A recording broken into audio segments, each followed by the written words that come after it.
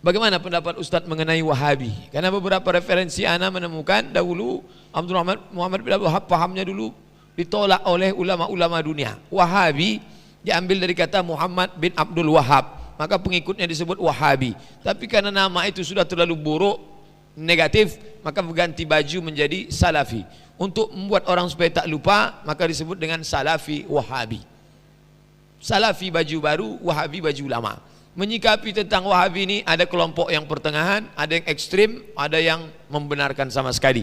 Sudah saya bahas dalam buku 37 masalah populer, masalah yang ke-36. Masalah 37 Syiah, masalah 36 Salaf dan Salafi. Ada yang ekstrim, sampai mengatakan Wahabi ini perampok, membunuh orang, asal lain dengan dia pancung kepala. Tapi ada yang pertengahan, di antaranya ulama Al-Azhar. Syekh Atiyah Sokor mengatakan Salafi ini kalau dia tak menyalahkan orang lain, dia masih bisa berdialog. Ini gerakan yang bagus karena dia membantah TBC, tahayul, bid'ah, khurafat. Bagus. Ada posting yang sangat bagus, saya bacakan. Ada postingan yang sangat bagus dari seorang Salafi, tapi sama saya sangat baik. Sama saya baik betul. Orangnya baik. Ini saya bacakan. Waktu datang dia ke Masjid Al-Falah dulu kita undang, lembut sekali. Judul tulisannya nanti saya postingkan, kritik untuk saudara-saudaraku sesama Salafi. Namanya cari nanti di internet, Muhammad Abdullah Soleh Hadrami dari Malang. Apa bunyi kalimatnya? Kritik untuk saudaraku sesama Salafi. Kita sering mendengar sebuah hadis yang sangat terkenal, umat terpecah 73 golongan, semua masuk neraka, hanya satu golongan yang di surga. Salafi berkeyakinan bahwa satu golongan yang masuk surga itu hanya Salafi saja, yang lain masuk neraka. Menurut kelaikan Salafi, Asy'ari masuk neraka, Maturidi masuk neraka, NU masuk neraka, Muhammadiyah masuk neraka, Habaib masuk neraka, Al-Irsyad masuk neraka, Persis masuk neraka, Jamaah Tabligh masuk neraka, Ikhwan Muslimin masuk neraka. Salafi yang tidak berkeyakinan seperti ini dikeluarkan dari Salafi dan bukan dianggap Salafi lagi. Apalah artinya kita pura-pura baik dan dakwah lemah lembut terhadap tokoh NU sementara kita berkeyakinan bahwa mereka masuk neraka? Bukankah itu namanya taqiyah? Sama kita dengan Syiah. Saya Muslim Ahlus Sunnah wal Jamaah Salafi. Ini adalah pilihan saya. Semua umat Islam adalah saudara saya dan saya tidak setuju dan tidak sependapat dengan keyakinan mereka masuk neraka. Saya mengajak teman-teman untuk berpikir kembali dan tidak terus-menerus berada dalam keyakinan seperti itu. Apalah artinya istiqomah kalau kita meyakini keyakinan yang salah? Kita harus jujur bahwa tidak ada kelompok yang sempurna. Kewajiban kita saling mengingatkan, saling menasihati, saling meluruskan, saling mendoakan. Saudara-saudaraku, apa yang saya cintai karena Allah, apabila terjadi perbedaan pendapat, jangan emosional, jangan divonis sesat neraka. Alangkah baiknya jika pikiran masing-masing dikomunikasikan dengan baik. Kita harus terus belajar, jangan pernah berhenti dari belajar, karena ilmu adalah ibarat lautan yang tak bertepi. Ya Allah, hanya kepadamu lah hamba mengadu. Semoga bermanfaat. Malang, Sabtu 21 Rabiul Awal 1437 2 Januari 2016. Hamba Allah yang selalu berharap petunjuk, ampunan dan kasih sayangnya, Abdullah Soleh Hadrami As-Salafi. Lembut, tapi dia pun dikeluarkan dari Salafi. Ini kalau suwon jenengan yakin saja terhadap syafaatnya Quran, karena semua malaikat itu kena aturan. Di antara aturannya adalah tidak boleh menyiksa orang yang di hatinya ada Al-Quran. Fa innallaha ta'ala la yu'adzibu qalban wa al-Qur'ana, karena Allah tidak akan menyiksa hati yang ada di Quran, yang ada Qurannya.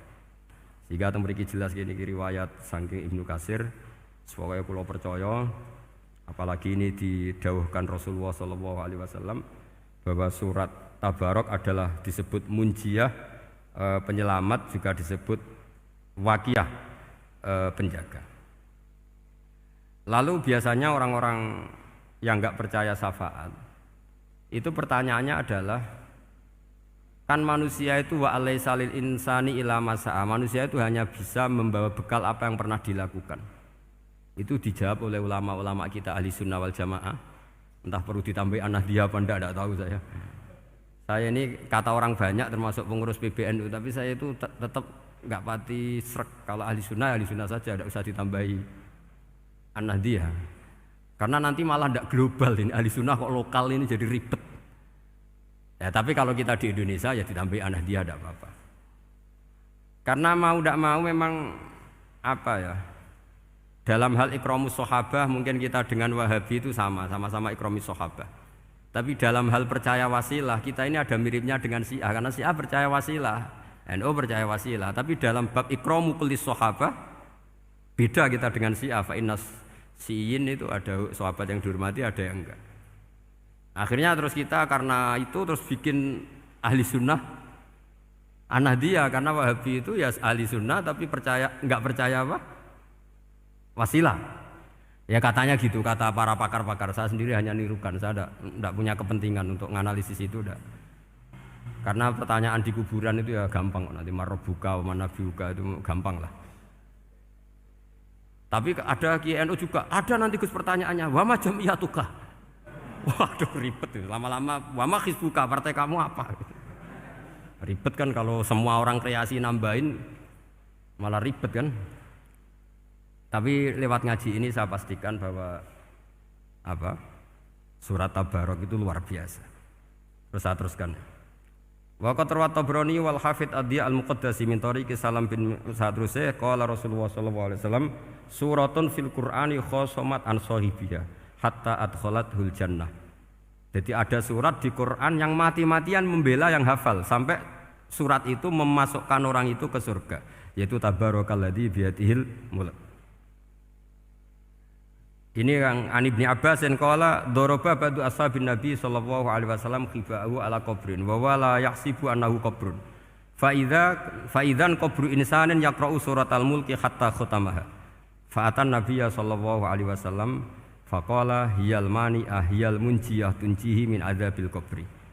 Jadi ada sahabatnya Nabi karena kemalaman dia bikin tenda di kuburan. Dia enggak ngira kalau itu kuburan.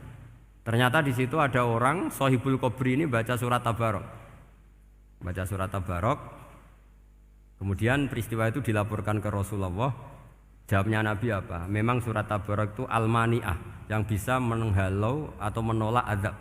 Terus hiyal munjiyah, memang surat Tabarok itu menyelamatkan tunjihi min adzabil qabri, akan menyelamatkan orang itu dari siksa kubur.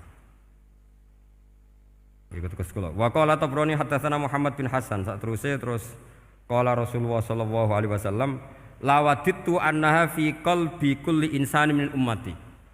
Karena keramatnya surat Tabarok seperti itu kata Nabi lawadittu pakai lam taukid. Yakti seneng ingsun annaha di surah yaitu Tabarok fi qalbi kulli insanin min ummati. Karena keramatnya surat Tabarok seperti itu saya suka kalau semua umat saya itu hafal itu. Nah, alhamdulillah barokahnya didikan para kiai, para guru. Hampir semua kita ini hafal surat Tabarok. Daripada yang kampanye harus hafal Quran semua ya sudahlah ini al-maisur la yasqutubil ma'sur atau ma la yudraku kulluh la yudraku kulluh. Jadi saya itu punya santri orang Sulawesi. Itu dulu guru gitar. Santri di Jogja, dia dulu sekolah kesenian di Jogja terus jadi guru gitar. Saya ini kan kiai fikih. Saya mazhabnya sama dengan Pak Najib termasuk ngaramkan gitar saya ini. Mau tak haramkan kok ora gelem ngaji malah ribet, tak halal ngomong gitar kok tak halal. Semeneng ae. Saya niru Mbah Mun nek gak ono jawabane semeneng gak. Ya takok kadang, Gus, main gitar hukumnya piye? Kurang pegawaian tak jawab. Halal tak haram, Gus? Kurang pegawaian sejelas. Halal haram takok ribet. Tapi yang unik dari itu apa? Tiap tahun Beb itu datang ke saya setor surat Tabarok. Kadang ya setor 5 ayat, 20 ayat, sampai khatam. Naik pesawat dari Sulawesi. Gara-gara ngaji saya, sudahlah Gus, sementing aman. Jadi, aku ning donya wis main gitar, saya enakku, nak gak apal Tabarok bahaya. Gitu. Dia ngapalkan, apal betul, sekarang kemarin setornya khatam. Ya hanya untuk ngelawan malaikat saja itu, untuk ngelawan malaikat itu. Saya kok tertarik gitu. Lah yang repot saya, Beb, saya kiainya ngajarkan itu tapi lupa ngajarkan haramnya yang gitu-gitu. Wah ya ribet ya sudahlah nanti biar diurusi Allah Subhanahu wa taala. Sudah itu sudah. Karena jadi kiai itu repot. Saya pernah Beb tanggal 1 Syawal itu punya teman zaman di Sarang. Wonge wis wireng kriting soe wis wireng kriting. Jarang ke saya tanggal 1 Syawal kecuali pas itu. Ternyata datang tuh karena teman saya, semakan senior saya, mau teko mau ngijazahi saya. Gus, kowe nak dadi kiai sing hati-hati. Ojo geman dalil sing kira iso nglakoni. Ono apa? Dia itu datang ke saya berarti tanggal 2 ya, tanggal 2 sore. Dia itu pas Idul Fitri itu pidato. Man shoma Ramadan wa atba'ahu sitan min Syawal fa ka'annama shomat dahrakullah. Itu orang lugu-lugu poso. Bareng tanggal loro pas wandekne rokokan. Wong lugu-lugu, wah rugi mbah aku poso jebule jenengan ra kena dinut.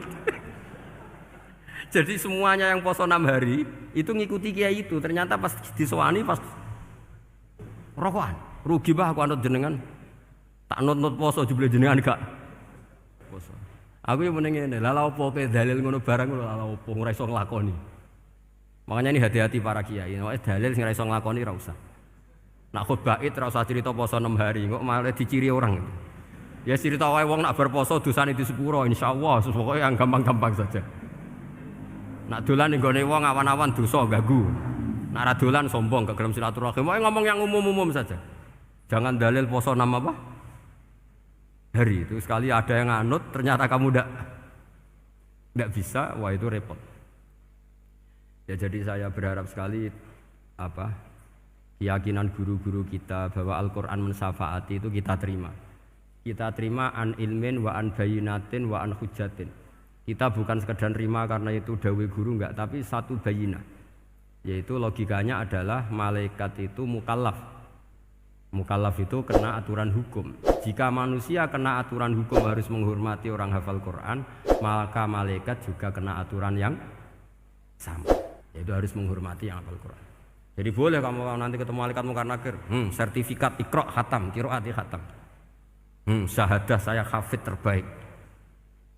Ya supaya dia enggak sembarangan nyiksa kita. Wah aku yakin mesti gak wani, yakin. Jajal sebenarnya. Tapi sampean matur, ojo tes tapi. Karena sekali dites bulet tuh ini. Ya jadi ini jelas ya, dawuh Nabi ketika cerita keramatnya surat Tabarok, dawuh Nabi lawaditu annaha fi qalbi kulli insanin min ummati.